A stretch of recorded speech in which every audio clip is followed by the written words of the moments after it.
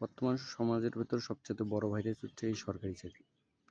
সরকারি চাকরি এমন একটা ভাইরাসে পরিণত হয়েছে, এখন হচ্ছে আপনি টিকতে পারলেন,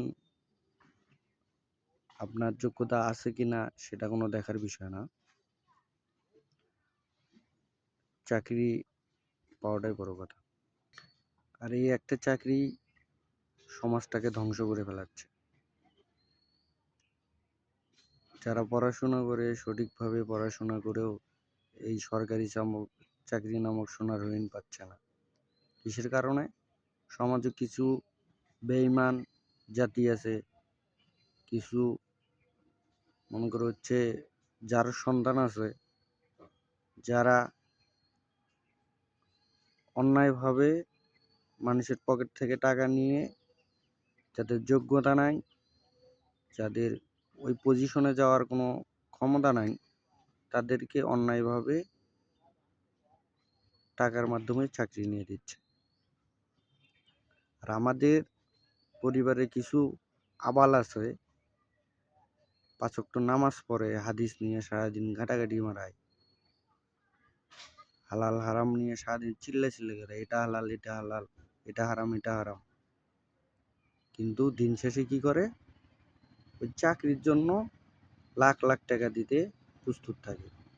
অথচ ব্যবসা নামাজ রাসূল সাল্লাল্লাহু আলাইহি ওয়াসাল্লাম ব্যবসা করছেন, ব্যবসাটাকে হালাল বলছেন, ওই ব্যবসাতে ইনভেস্ট করবে না। এদের নামাজ পড়ে কি লাভ? এদের নামাজ পড়ার চেয়ে এদের নামাজ পড়ে নামাজ কখনো কবুল হবে? হজ থেকে এসে ছেলের প্রমোশনের জন্য টাকা দেয়, এদের হজে যায় কি শিখলো? লোক দেখানো হজ।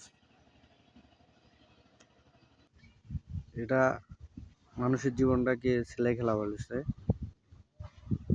এরা আজকে ঘুষ দিয়ে চাকরি নিয়ে দিবে, 2 দিন পর মানুষের সাথে তুলনা করবে, এই চাকরি করে এ করছে ও করছে, এ কোটিপতি হয়েছে, তুমি কেন করতে পারো না?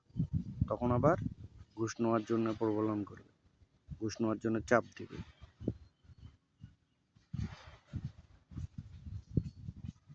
এই সকল পরিবার নিজের সন্তানকে হালারাম পড়তে কখনোই ধাবিত করবে না। পরবর্তীতে যখন আপনি ঘুষ নেবেন, ঘুষ দিয়ে চাকরি দিয়ে তো সারা জীবন ঘুষের টাকায় খাওয়া লাগবে আপনার। সবচেয়ে ভিক্ষা করে খাওয়া ভালো। কিন্তু ফালতু পরিবারগুলো বোঝে না, এদেরকে বাবা মা পরিচয় দেওয়া উচিত।